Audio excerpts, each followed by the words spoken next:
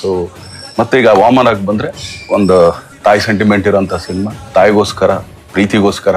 So ಒಬ್ಬ ಹೆಂಗೆಲ್ಲ turn ಆಗ್ತಾನೆ, ಏನೇನೆಲ್ಲ ಮಾಡ್ತಾನೆ. ಸೊ ಅದ್ರಲ್ಲಿ ಆಕ್ಚುಲಿ ನನಗೆ ತುಂಬಾ ಇಷ್ಟವಾದ ಸಾಂಗ್ ಅಂದ್ರೆ ಆ ಮುದ್ದು ರಾಕ್ಷಸಿ. ನಾನು ಯಾವಾಗ್ಲೂ ಹೇಳ್ತಾ ಇರ್ತೀನಿ, ಎಲ್ಲಿಂದ ಹುಡುಗದಪ್ಪ ಈ ತರ ತುಂಬಾ ಚೆನ್ನಾಗಿದೆ ಅಂತ. ಸೊ ನಾನು ಕೂಡ ಆಕ್ಚುಲಿ ಮನೇಲಿ ನನ್ನ ಹೆಂಡತಿಗೆ ರೇಗಿಸ್ತಾ ಇರ್ತೀನಿ, ಅವಳೆ ಸ್ವಲ್ಪ ಕೈ ಹಾಕಿದ್ರೆ ಮುದ್ದು ರಾಕ್ಷಸಿ ತರ ಇದೆ ಕಣೆ.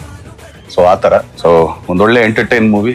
ನಾನೆಲ್ಲ ಕರ್ನಾಟಕ ಜನತೆಯಲ್ಲಿ ಕೇಳ್ಕೊಳ್ಳೋದು ಒಂದೇನೆ, ದಯಮಾಡಿ ಕನ್ನಡ ಸಿನಿಮಾನ ಹರಿಸಿ ಬೆಳೆಸಿ ಅಂತ ಕೇಳ್ಕೊಳ್ತೀನಿ. ಏನಕ್ಕೆ ಅಂತಂದ್ರೆ ಇವತ್ತು ನಾವು ಎಷ್ಟೋ ಜನ ನೋಡ್ತಾ ಇದೀವಿ. ಆಕ್ಚುಲಿ ಇಂಡಿಯಾ ವಾಯ್ಸ್ ಎಲ್ಲಾ ತರ ಭಾಷೆ ಎಲ್ಲರೂ ಎಲ್ಲಾ ಕಡೆ ಮಾಡ್ತಾ ಇದಾರೆ. ಬಟ್ ತುಂಬಾ ಕೆಲವು ಜನ ಮಾತ್ರ ಇಲ್ಲಪ್ಪ ನಾವ್ ಇಲ್ಲಿಗೆ ಸೀಮಿತ ಅಂತ ಅನ್ಕೊಂಡ್ರು.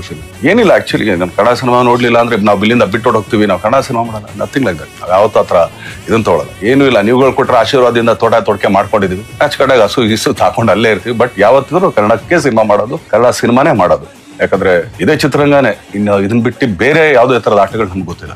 ನಾವೆಲ್ಲ ನಂಬ್ಕೊಂಡು ಬಂದಿರೋದು ಕನ್ನಡ ಚಿತ್ರರಂಗ, ಹಾಗೇನೆ ಕನ್ನಡ ಪ್ರೇಕ್ಷಕರನ್ನ. ಯಾಕಂದ್ರೆ ಥಿಯೇಟರ್ಗಳು ಪಾಪ ಅವರೆಲ್ಲ ಆಕ್ಚುಲಿ ನಂಬ್ಕೊಂಡಿರೋದೇ ಕನ್ನಡ ಸಿನಿಮಾ.